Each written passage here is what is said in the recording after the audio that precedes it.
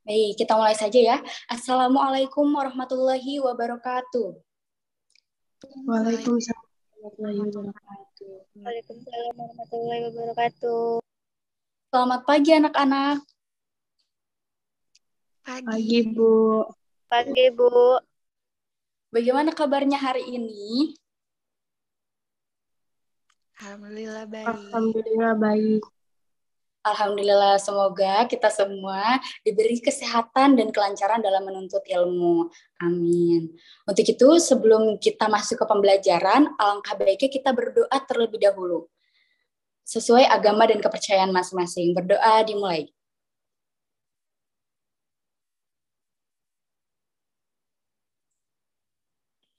Berdoa selesai.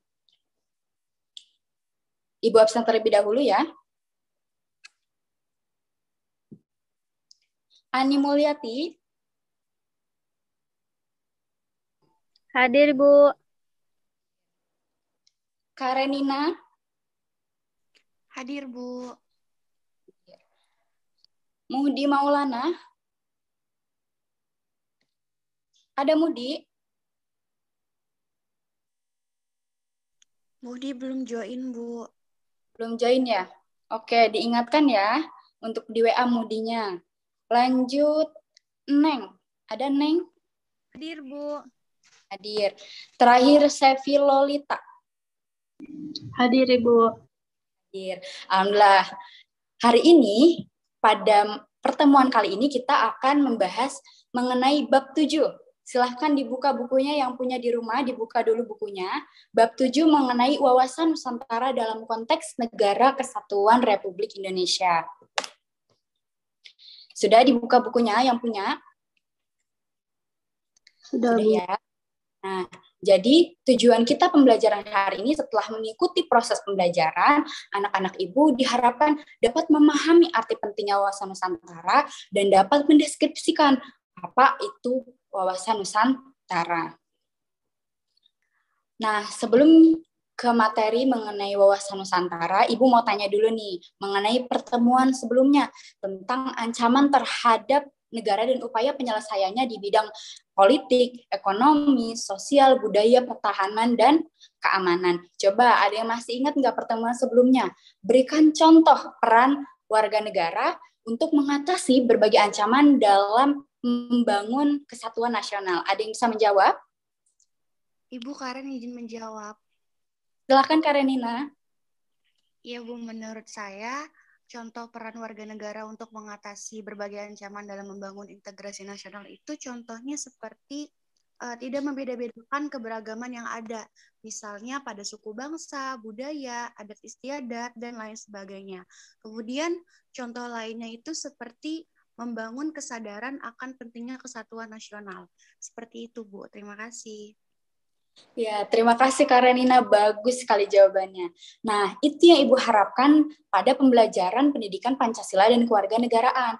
Anak-anak Ibu tidak hanya mengetahui mengenai materi, tetapi harus dapat memahami dan juga menerapkan materi dalam materi pendidikan Pancasila dan kewarganegaraan dalam kehidupan sehari-hari.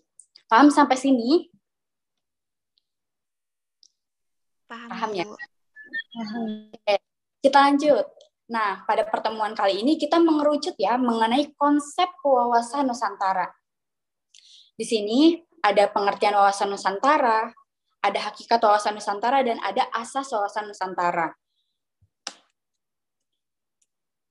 Pertama, apa sih yang anak-anak Ibu ketahui tentang istilah wawasan Nusantara? Ada yang ingin jawab? Ani izin jawab, Ibu. Ya, silakan Ani. Kalau yang Ani tahu, wawasan Nusantara itu cara pandang dan sikap bangsa Indonesia mengenai diri dan lingkungan. Ya, betul. Tadi cara pandang bangsa Indonesia mengenai diri dan lingkungannya. Betul sekali, Ani. Kita jabarkan secara satu-satu ya. Yang pertama, pengertian wawasan Nusantara secara etimologi. Secara etimologi, wawasan Nusantara berasal dari dua kata, yaitu wawasan dan Nusantara. Wawasan ini berasal dari bahasa Jawa wawas yang berarti pandangan, tinjauan, dan penglihatan indrawi. Adapun Nusantara, Nusantara ini berasal dari kata nusa dan antara. Nusa artinya pulau atau kesatuan pulau, dan antara ini memiliki arti dua unsur.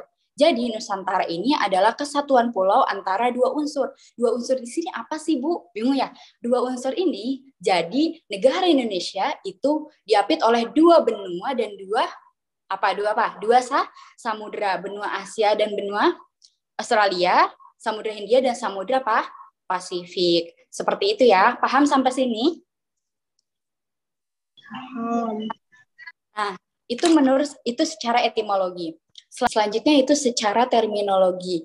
Nah, secara terminologi ada beberapa pandangan menurut para ahli. Nah, di sini Ibu kutip satu pendapat ya. Ini yang tertuang dalam TAP MPR yang dibuat Lemhanas. Jadi wawasan Nusantara adalah sebagai geopolitik Indonesia adalah cara pandang dan sikap bangsa Indonesia mengenai diri dan lingkungannya yang serba beragam, yang bernilai strategis dengan mengutamakan persatuan dan kesatuan wilayah dan tetap menghargai serta menghormati kebinekaan dalam setiap aspek kehidupan nasional untuk mencapai tujuan nasional. Jadi wawasan Nusantara ini cara pandang kita sebagai bangsa Indonesia mengenai bangsa Indonesia itu sendiri dan lingkungannya serba beragam dan bernilai strategis. Karena yang kita ketahui bahwa negara Indonesia adalah negara yang memiliki banyak suku, ras, budaya, agama, dan lain sebagainya. Artinya apa? Artinya setiap bangsa Indonesia harus mengutamakan persatuan dan kesatuan wilayah gitu, dengan menghormati dan menghargai kebinekaan dalam setiap daerah. Lanjut. Nah, di sini ada hakikat wawasan Nusantara. Hakikat wawasan Nusantara adalah cara pandang yang selalu utuh menyeluruh dalam lingkup Nusantara demi kepentingan nasional. Dalam GBHN disebutkan nih bahwa hakikat wawasan Nusantara diwujudkan dengan menyatukan Kepulauan Nusantara sebagai satu kesatuan politik, ekonomi, sosial budaya, pertahanan, dan keamanan. Nah, Bu, maksudnya apa sih? Ada yang bingung ya? Bingung nggak? Artinya, jadi setiap warga negara Indonesia, baik masyarakat sipil, pejabat, lalu aparatur negara, itu harus berpikir, bersikap, dan bertindak demi kepentingan bangsa dan negara. Seperti itu.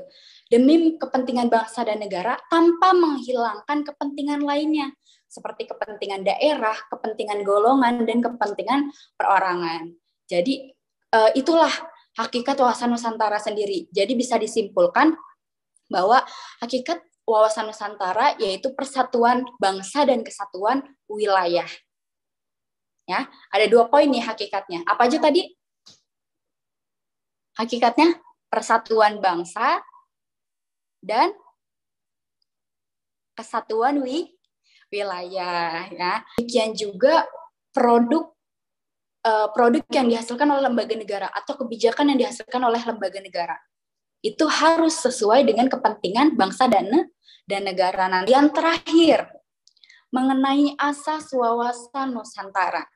Nah, asas wawasan Nusantara merupakan kesatuan atau kaidah dasar yang harus dipatuhi, ditaati, dan dipelihara dan diciptakan demi tetap taat dan setianya komponen pembentuk bangsa Indonesia terhadap kesepakatan bersama.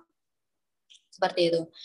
Jadi wawasan Nusantara ini kaidahnya loh, dasarnya loh yang harus kita sebagai warga negara patuhi. Nah, ini Neng Sevi Lolita, boleh nih sebutkan asas wawasan Nusantara tuh apa aja sih? Kedengaran nggak Bu suaranya? Terdengar. Asas wawasan Nusantara itu ada kepentingan yang sama, keadilan, kejujuran, solidaritas, kerjasama, dan kesetiaan terhadap kesepakatan bersama. Iya, betul. Nah, nanti untuk asas-asas ini, anak-anak Ibu tidak mengharapkan hafal materinya, tetapi asas-asas ini nanti bisa diterapkan dalam kehidupan sehari-hari. Nah, Ibu jabarkan satu persatu ya, mengenai kepentingan yang sama. Bu, maksud kepentingan yang sama nih apa sih? Bingung ya? Jadi saat Indonesia melawan penjajah, bangsa Indonesia ini memiliki kepentingan yang sama. Yang kepentingan yang sama sih apa? Kepentingan yang sama untuk apa? Untuk melawan penjajah dan memerdekakan diri. Bu, tapi kepentingan yang sama hari ini apa? Ya, kepentingan yang sama hari ini kita dihadapkan pada persoalan ancaman apa aja coba? Ada yang tahu? Mengenai HAM, betul? Mengenai HAM, demokrasi, dan lain-lain. Nah, maka dari itu, kepentingan kita hari ini yaitu untuk bersama-sama menjaga persatuan agar kebinekaan kita tetap terjaga. Seperti itu. Agar bangsa Indonesia, agar negara Indonesia ini tidak terpecah belah. Gitu. Ya. Yang kedua, keadilan. Keadilan ini artinya membagi sama rata. Adil di sini itu setiap orang tidak harus sama. Misalkan yang ini anak kecil dikasih uang 5.000, yang kuliah dikasih uang 5.000. Adil seperti itu tidak? Tidak. Tetapi adil di sini adalah menempatkan porsinya yang sesuai atau yang sama. Ya. Yang selanjutnya, kejujuran. Kejujuran ini artinya setiap pikiran, tindakan, atau perkataan kita itu harus real atau sesuai dengan keadaan yang sesungguhnya. Bayangkan, jika di Indonesia, misalkan, semua orang tidak jujur, apa yang terjadi? Di manakah letak kejujuran? Nah, gitu ya. Jadi, jujur itu sangat penting. Indonesia-nya, kejujuran ini harus diterapkan dalam kehidupan kita, baik sebagai guru, sebagai siswa, sebagai anak, ya. Betul? Betul atau betul? Betul ya? Betul. Iya, cakep, Nak Sevi. Nah, selanjutnya ada solidaritas. Solidaritas, ya. Nah, solidaritas di sini adalah kerja memberi ataupun mau menolong tanpa memandang status, memandang sosial. Solidaritas artinya kerjasama yang kuat, seperti itu. Bu, kalau solidaritas saat ulangan gimana Bu? Itu beda lagi, ya. Jadi solidaritas di sini adalah untuk mencapai tujuan yang dicita-citakan. Dari itu, misalkan ada kerja kelompok, ada tugas kelompok. Nah, teman-teman ini bisa nih solidaritas nih, ayo saling perkuat satu sama lain gitu untuk mencapai tujuan yang diinginkan. Nah, ini juga berkaitan dengan kerjasama. Karena di era saat ini kerjasama itu sangat penting. Kita sebagai makhluk sosial tidak bisa bekerja sendiri. Betul atau betul? Betul ya, tidak bisa bekerja sendiri. Membutuhkan orang lain. Nah, yang selanjutnya kesetiaan terhadap kesepakatan bersama. Seperti itu. Nah, dari sini tadi kita sudah mempelajari tentang apa? Pengertian, hakikat, asas wawasan Nusantara. Selanjutnya nih, ada pertanyaan. Ibu, Sepi izin bertanya. Ya, silakan. Sepi masih bingung di pembelajaran kali ini. Kenapa disebutnya wawasan Nusantara? Kenapa enggak wawasan NKRI? Mungkin itu aja, Bu. Sekian, terima kasih. Ya, terima kasih, Sevi. Bagus sekali pertanyaannya. Bu, kenapa sih kok wawasan Nusantara bukan wawasan NKRI? Ya, harus kita pahami bahwa Nusantara ini sudah ada sejak zaman sebelum adanya penjajah dari Belanda maupun dari Jepang. Wawasan Nusantara ini sudah ada. Tetapi Negara Kesatuan Republik Indonesia atau negara Indonesia ini baru ada pada pertengahan abad ke-19. Nah, artinya persatuan bangsa dan kesatuan wilayah ini dikemaslah dalam wawasan Nusantara. Mengapa? Karena Nusantara sendiri memang sudah ada sebelum adanya penjajah masuk ke Indonesia. Kayak gitu. Paham, Safi? Iya, Ibu, paham. Kasih. Iya, sama-sama. Jadi, pada pertemuan kali ini, Ibu harapkan anak-anak ibu dapat membaca materi lebih dalam, dapat memperluas lagi pengetahuan ya dengan mencari di Google, nonton YouTube dan lain sebagainya. Di sini ada evaluasi nih. Evaluasi jadi nanti anak-anak ibu dibentuk kelompok ya, 2 kelompok saja. Jadi ada yang 3 orang, ada yang 2 orang. Diskusikan nih secara berkelompok ya, secara berkelompok contoh keberhasilan atau ketidakberhasilan melaksanakan asas wawasan Nusantara pada saat ini, baik dalam masalah hukum, politik, ekonomi maupun sosial budaya. Tadi kan asas wawasan Nusantara sudah dijelaskan ya oleh Nak Sevi, apa aja tuh asasnya? Ada kejujuran, benar ada keadilan. Nah, nanti anak-anak ibu identifikasi nih contoh keberhasilan dan tidak berhasilnya pelaksanaan asas wawasan Nusantara. Gitu ya. Paham sampai sini?